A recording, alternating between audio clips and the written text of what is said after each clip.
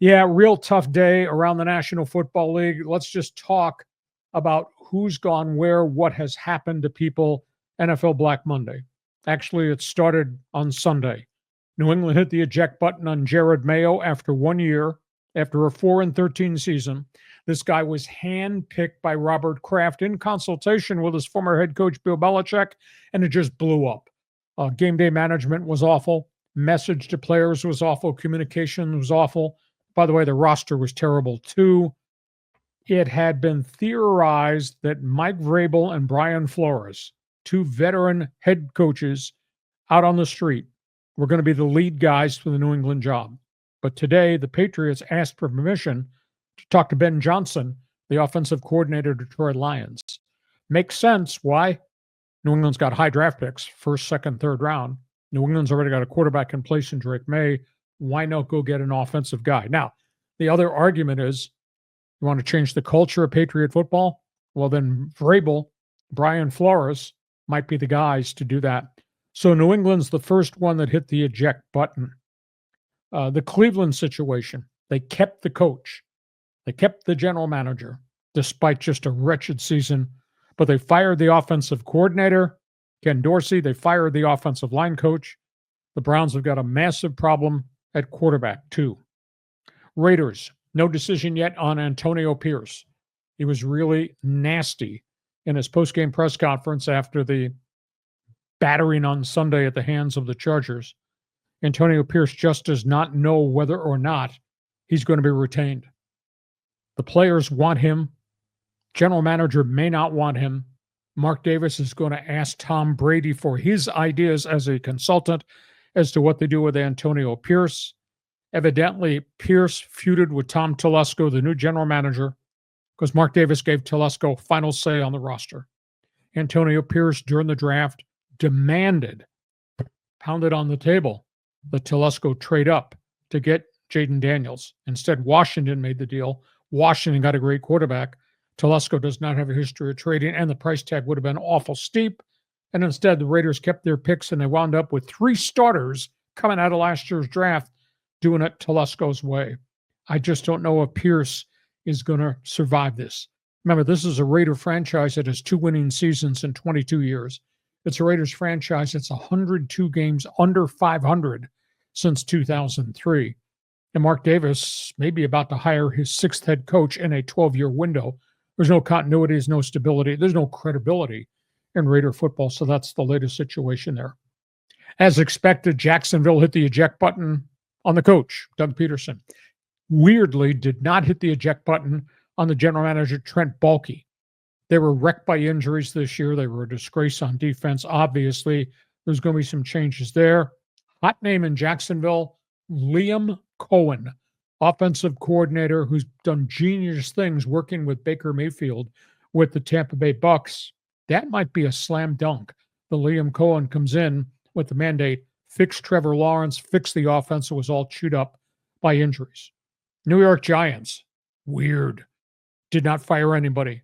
John Mara in the early hours on Monday, Giants owner, said, we're staying with Joe Schoen as general manager. We're staying with Brian Daboll as the head coach. They had no quarterback. They had no offense to speak of. That's kind of weird considering how bad Giant football has been the last 2 years. New York Jets, you know it had to be drama because it involves Aaron Rodgers. Just a miserable season. And, of course, they fired their coach and their general manager in the middle of the season. They're interviewing everybody. Tomorrow, they're going to interview that loudmouth on TV, Rex Ryan, who thinks he should be the guy. Having failed before with the Jets, having failed before with the Buffalo Bills, he thinks he's the guy. I don't know about that. Rex Ryan, though, went on TV on Monday and said if he gets the job and he thinks he's the guy for the job, he says the country club atmosphere that Aaron Rodgers thinks he's running is going to end. So the Jets got real issues. Now, the Jets have already interviewed Vrabel, have already interviewed Ron Rivera, and they've kind of intimated, we want a culture change. Today, the Jets asked for permission to talk to Brian Flores, Minnesota Vikings defensive coordinator. Elsewhere, Cincinnati fired their defensive coordinator, Lou Anarumo. They also fired their linebacker coach, their D-line coach, and their offensive line coach. 3 categories that the Bengals were just horrible. And here you have Joe Burrow, who throws 49 touchdown passes, throws for almost 5,000 yards, and he's going to be like you and me watching playoff games on TV. He will. I mean, it was just a terrible set of circumstances. And this is all on Mike Brown. This is on the owner of the team. No decision in Dallas yet. Mike McCarthy's got a phenomenal in-season one-loss record. Postseason with the Cowboys, he's won only 2 games in all the years he's been there, but yet he's held in high regard by Jerry Jones. And Jerry just likes to be the center of attention. He's going to drag this out a little bit till he can have the spotlight, and then he'll probably make the decision. I'm staying with Mike McCarthy. It is interesting, though. Name surfaced today. Cliff Kingsbury, who is the current offensive coordinator up in Minnesota. Kingsbury, former head coach, Arizona Cardinals, has kind of rebuilt his resume. Might he be the replacement if Jerry Jones decides to make a move and get rid of Mike McCarthy? Chicago, they're asking to talk to everybody. Today, the Bears just asked for permission to talk to Aaron Glenn, Vance Joseph, those are defensive coordinators, Ben Johnson, obviously in Detroit, and Anthony Weaver, defensive coordinator down in Miami. So the Bears are running the gauntlet of a whole bunch of, quote, name guys.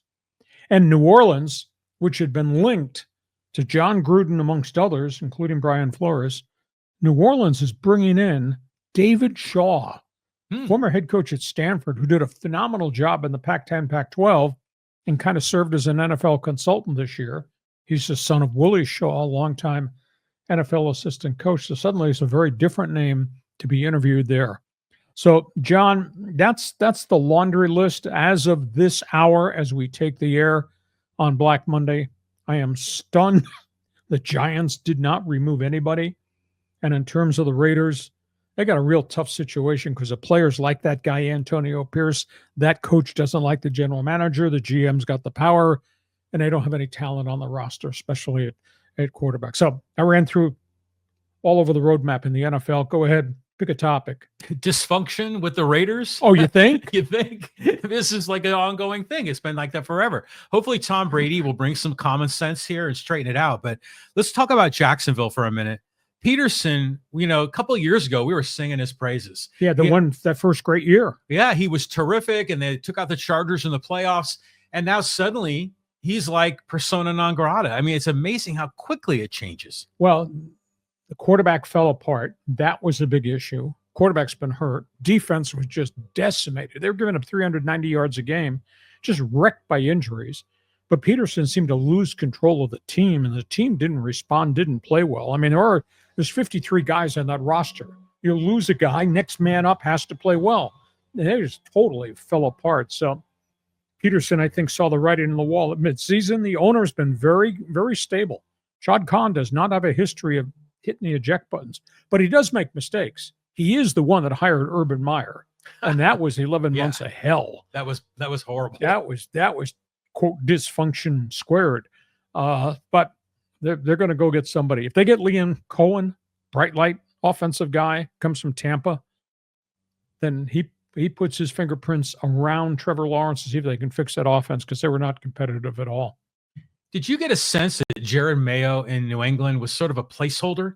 Because I remember when Belichick stepped down or was let go and Mayo came in, he didn't come in with a bunch of fanfare and a lot of hope. He was like a guy, part of the Patriot culture, but he's only there one and done 1 year. But he was there as an assistant, and he played for those guys. Mm-hmm. And this deal to put him in place, I think, was agreed upon 3 years ago.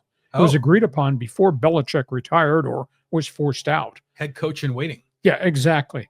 But boy, he didn't do well. Their game management was just horrible. You add into the equation some of the other stuff that was going on. His press conferences were all over the place. He was condescending. He kept changing his mind about what his philosophy was in dealing with things. They delayed the start of Drake May at quarterback instead of going to Jacoby Brissett, and they wasted a third of the season while they were losing. So there's a whole bunch of game management things, day of game issues that didn't work out for Jared Mayo, and people didn't like the facade. The Boston media was really tough on him because things just kept getting worse. So did Robert Kraft admit he made a mistake? No. Robert Kraft admitted it's time for a change. So 1 year in, bingo, he's out the door. But the fact he's got that quarterback in place and he's going to have all these high draft picks, New England could flip this pretty quick, and they do have a lot of salary cap space too. Yeah, interesting. It's just as the world turns. And then David Shaw, I mean, we were talking about him as a potential Chargers head coach for a little bit.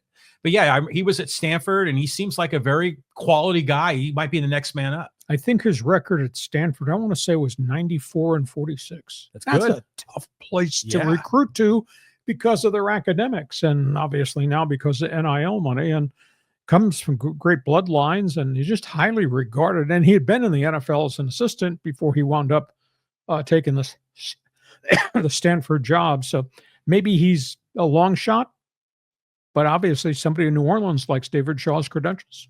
No, all right on. Maybe some changes with the Saints. So that's where we are in Black Monday. We're not done yet. Giant fan. Holy cow. Can you imagine doing a sports talk show today at WFAN in New York, where you got the garbage that is New York Jets and Aaron Rodgers and all that drama. And now you got the Giants saying, stay the course. Stay the course after that crap, what you did to the roster. And the owner says, stay the course, keeping the coach and the GM. Oh, wow. Yeah, I was surprised they kept Daboll. But, I mean, yeah, if you were doing sports talk in New York, that would be electric. I mean, especially with all the Yankees-Mets stuff, too. Yeah. So that's what's going on. You got an opinion. Anybody from the Raider Nation out of jail on bail, you got a stolen computer, join us on Fans Forum. Get into the chat box and tell us what you think the Raiders should do with Antonio Pierce, what Mark Davis should do, the clout that Tom Brady has. Who would you hire? You know, one name that's going to be out there that has not been linked in the last 24 hours is Pete Carroll. Man, a great credibility. Yeah, for sure. But they got to get him a quarterback. But if Telesco is making the decision, maybe Pete Carroll fits there better than other places. Okay, that's all things Black Monday. Join us in Fans Forum in the chat box right now.